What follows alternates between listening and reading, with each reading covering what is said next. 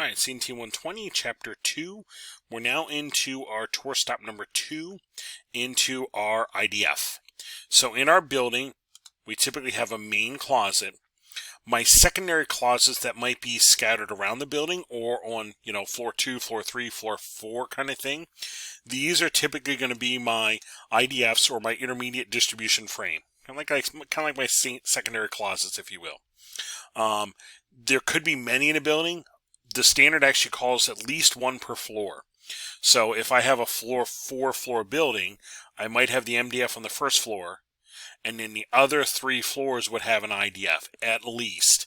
And if it's a large building, you might have a second IDF on each floor, especially if there's a lot of, the building is long or wide that there's a lot of space to it. I might have, a closet on each end of that floor, because I do have a distance limitation on my cabling. So here, earlier in my 2-floor building, the main closet was down here, while the second one up here, that's my IDF.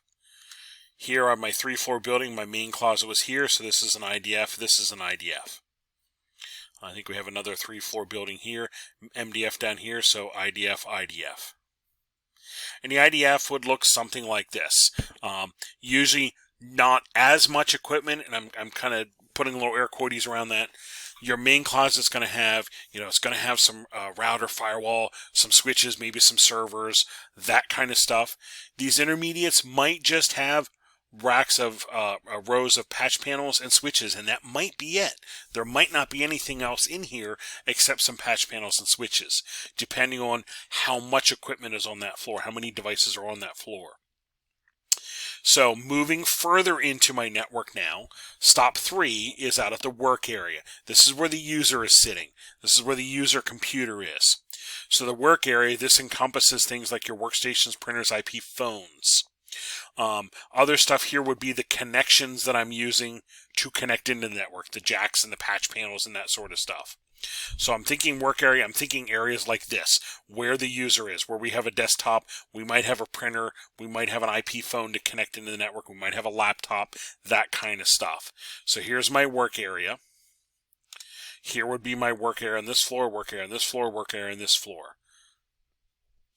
Here would be, in my diagram before, the work area here. In this diagram, work area is up here. This is all work area. These are all work areas. So at the work area, I'm typically going to have some kind of outlet for the users to plug into, some kind of wall jack, if you will. The standard actually calls that I should have at least two jacks there, one for data, one for voice. So if I'm installing, cabling into an office area, each office is going to have at least a box of 2 jacks on. And here, even showing the idea that these wall jacks are installed for each of the office areas. And they could come in a variety of formats. Here's one that's just mounted kind of on a conduit along the wall. Here's a box that might have 4 in for an area. They might be mounted in the wall. They might be in the bottom down here of a cubicle partition, if you will.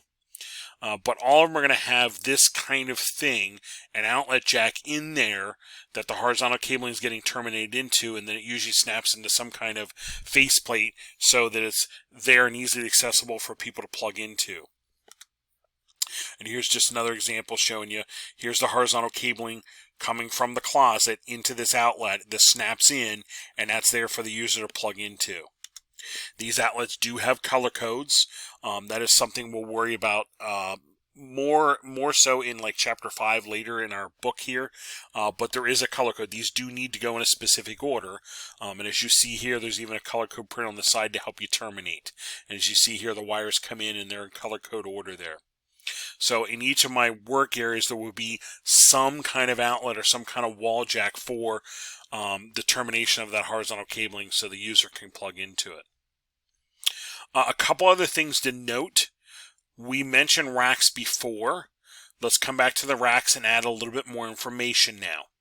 So with my rack systems, racks are where I mount all my equipment in either my main closet or my intermediate, my main distribution frame or my intermediate distribution frame.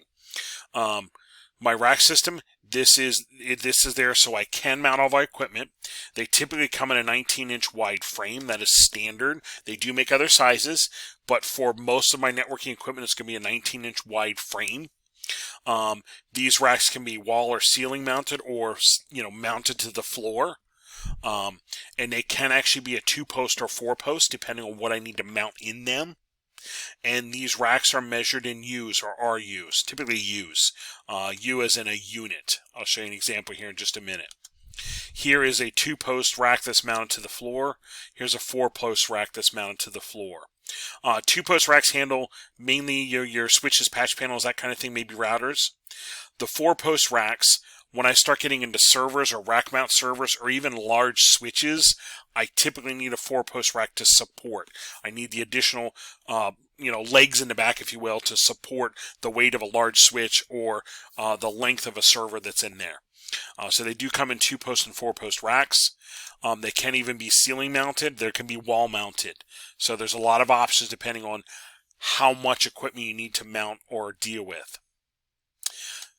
They are measured in U. Well, all of our equipment, whether we're dealing with routers or switches, are the size of them is indicated by U. A typical commercial grade router might be 1 U thickness.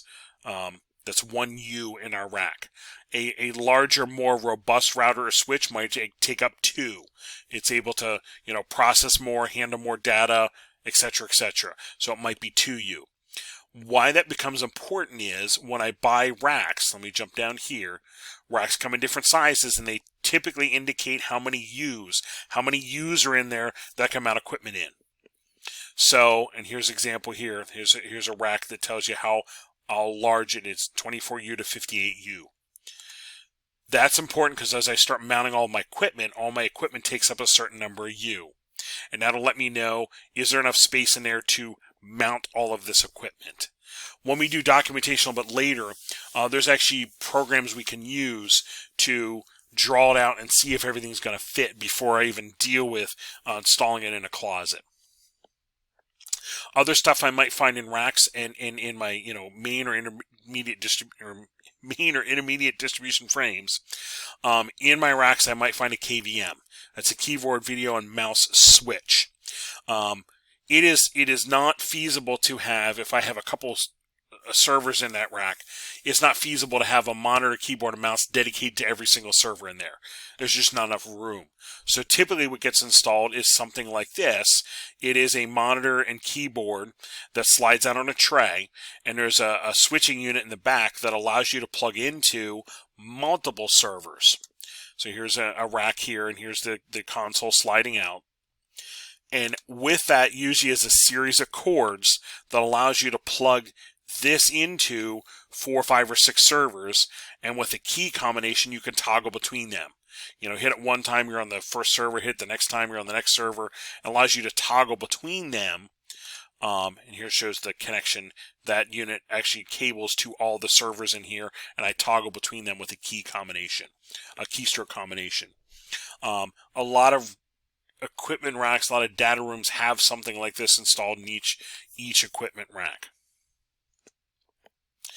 Other things you encounter when dealing with racks and closets is, especially if you have a couple racks, you need to think about cooling of them. If you have a couple racks of equipment, you might actually have them organized and laid out so that there's room around them so you can get to them, front and back, front to work on, back to be able to work on. And I also might have them laid out in a way that I allow cool air in one row and hot air out the next row. So I literally have this kind of arrangement where I have the cool air coming in here, vented out here, and then the ducts up top to pull the hot air out up here. So you might actually have, if you have rows of equipment racks, there might even be a plan to how these racks are installed. That is some other things you encounter when dealing with data closets. All right, when we come back in the next podcast, we'll move on to some types of cabling.